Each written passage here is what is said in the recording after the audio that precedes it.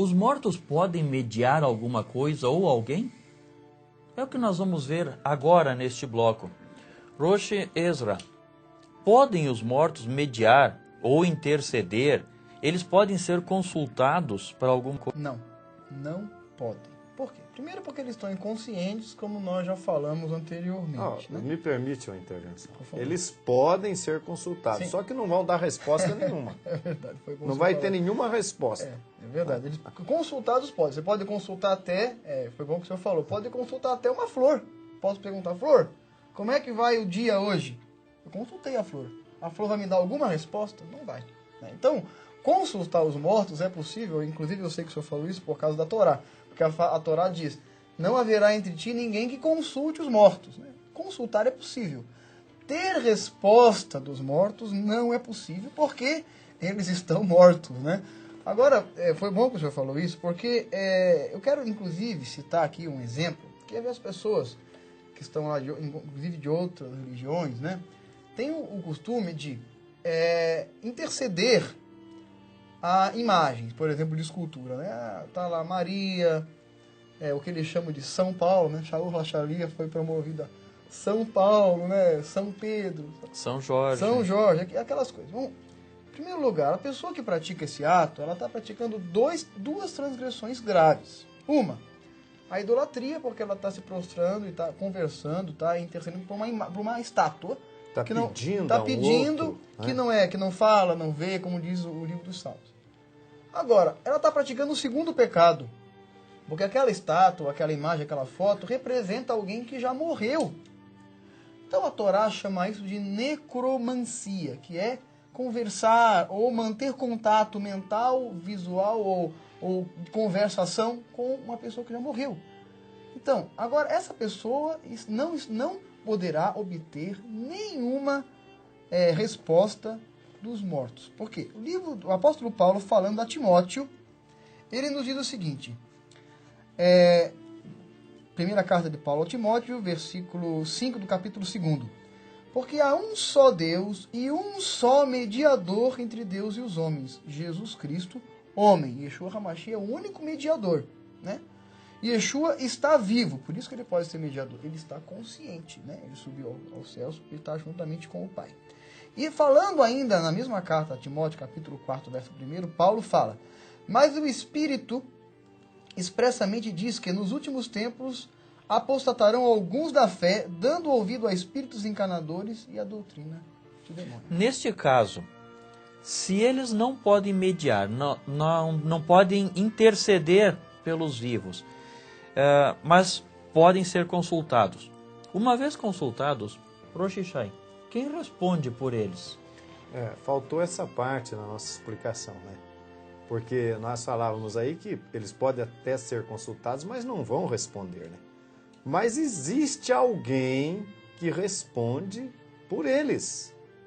Existe alguém que tem um grande conhecimento de tudo que se passa na face da terra, de tudo que se passa com as pessoas e que se apresenta como sendo esses mortos ou esses santos e responde. E o que são esses personagens? São demônios.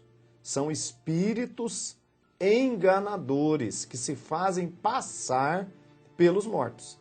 Mas disse tudo direitinho, contou a vida, escreveu o acidente, com a caligrafia. fez com a caligrafia.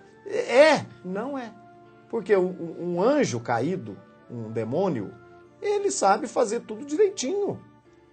Ele sabe fazer tudo com perfeição. Ele conhece, ele acompanha, conhece a vida de todo mundo. Então é uma imitação. Não é morto que está respondendo. São espíritos enganadores, são demônios, o que nós denominamos de anjos caídos, né?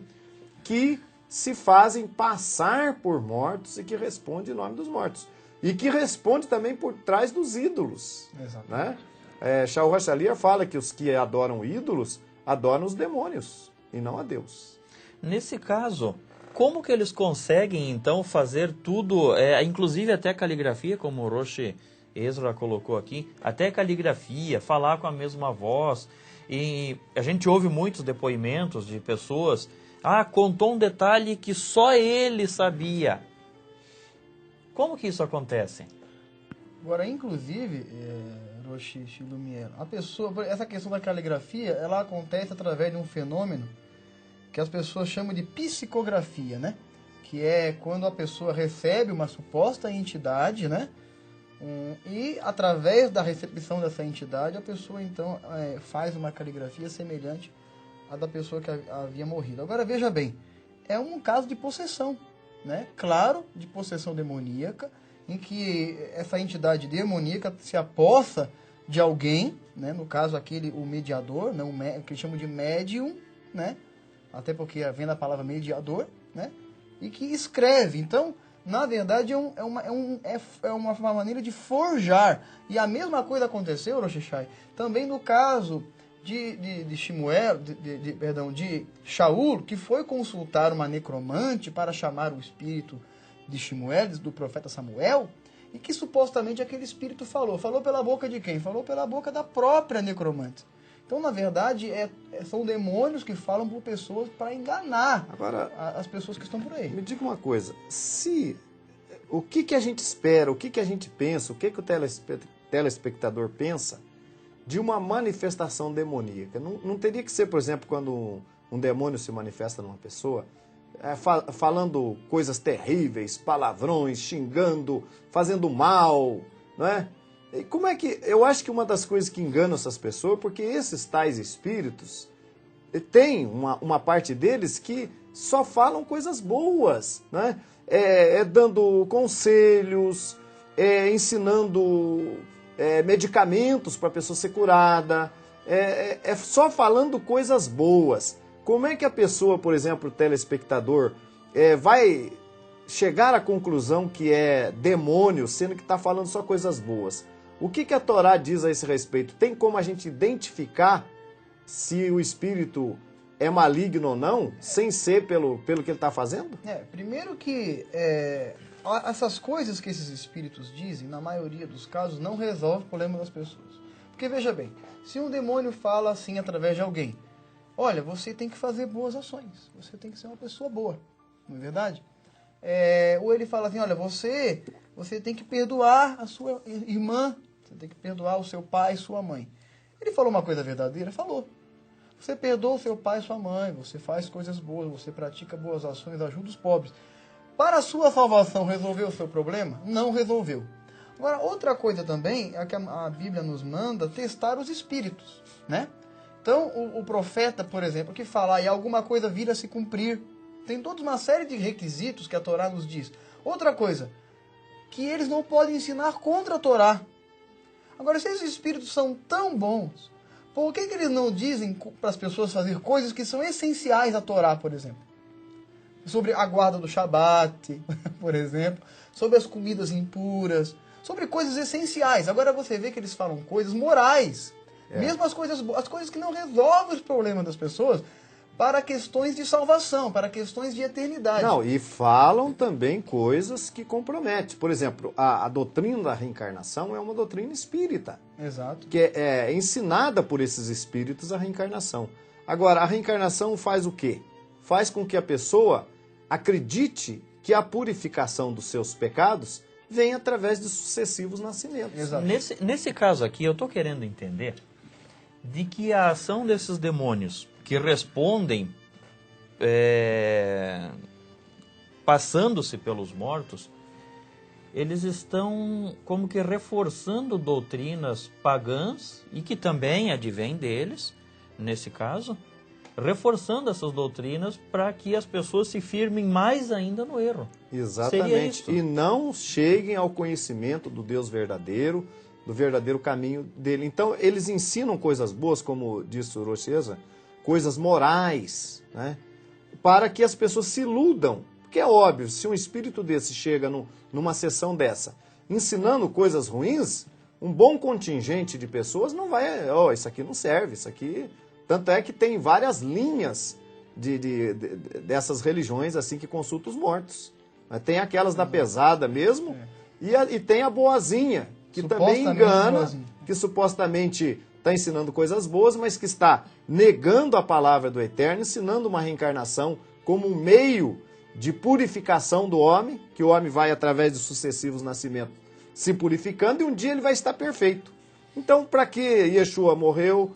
Para que a Torá ensina tudo o que nos ensina? Se nós vamos simplesmente, nascimento após nascimento, um dia nós vamos chegar à perfeição. Agora, salvação pelas então, obras. Tudo isso para colocar o ser humano como centro de sua própria capacidade remissora. Então isso anula o papel de Yeshua na vida da pessoa, anula o papel da Torá. E digo mais, anula o papel do próprio Deus. Porque se eu posso me regenerar por meio de reencarnações, sofrendo os que as religiões antigas chamavam de karma, e até algumas hoje assimilaram essa nomenclatura, então o papel da Torá fica sugêneres na minha vida, perde totalmente seu efeito. Ou seja, toda essa estrutura que está montada acaba sendo nula. São espíritos enganadores. O que se manifesta por aí, em nome de espíritos de morte, são espíritos enganadores. Ainda que eles ensinem coisas boas, mas é com o objetivo de ter credibilidade para depois ensinar o engano. E é nisso que o povo está entrando. E se a Torá fala... Você já viu um espírito desse exigindo mudança de vida da pessoa, transformação de vida?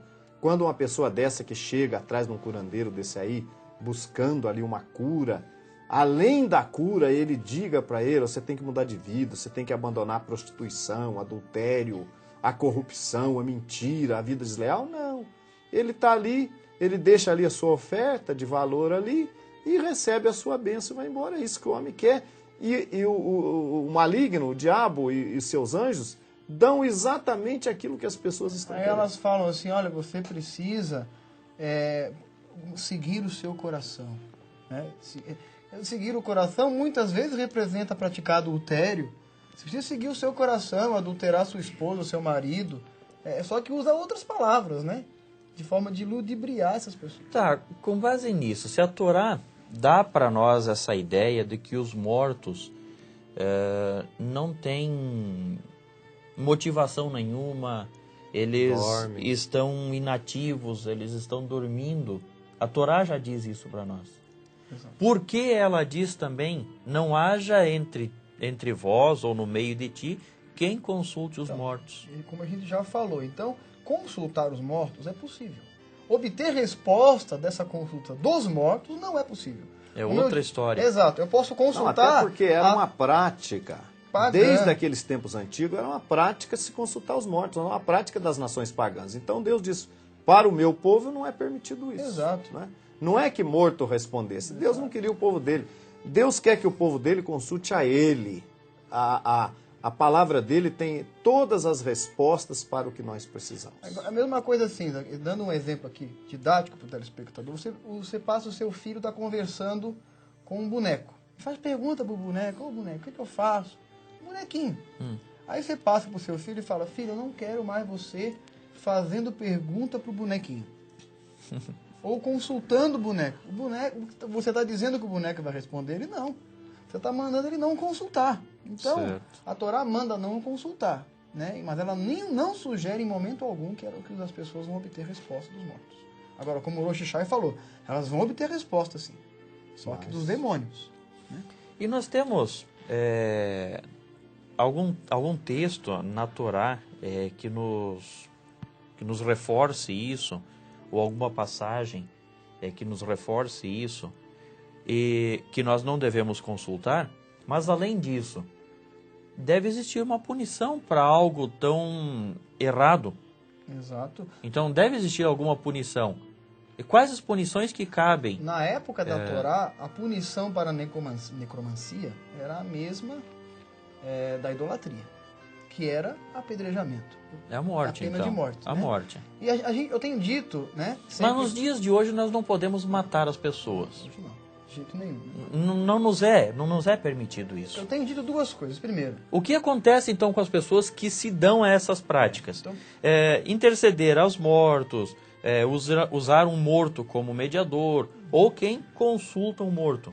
O que acontece com as pessoas hoje? Eu tenho dito que as penalidades da Torá servem para nos dar a noção de gravidade. Então, Se um pecado era se lavava com água, estava resolvido. Um pecado era o sacrifício, estava resolvido. Outro pecado era expulso, outro pecado era morto por apedrejamento. É simplesmente a diferença entre as diversas penas? As diversas penas serviu para dar ao homem a noção de gravidade, né? Agora, as penas que não são hoje colocadas em prática como a pena de morte, elas nos dão uma noção de que o homem está perdido e que lá no fim dos dias, no juízo, elas serão destruídas. Não é verdade? Como diz o apóstolo Paulo, fora, né? Não obterão a salvação os viciados, os necromantes, os idólatras. Então, essas pessoas terão a morte, terão aniquiladas no último dia os que permanecerem na prática dessa transgressão e que morrerem nessa transgressão. Elas serão destruídas lá no último dia. É aniquilamento completo, aniquilação completa. É transgressão e bem claro, né? Transgressão da Torá. Exato. Então veja, telespectador, que por muitas transgressões, e também por esta, os homens morrem e vão continuar mortos, indo à destruição eterna. No próximo bloco nós vamos ver onde estão Enoque, Elias e todos os profetas, todos os santos que já morreram. Onde eles estão? Continue conosco.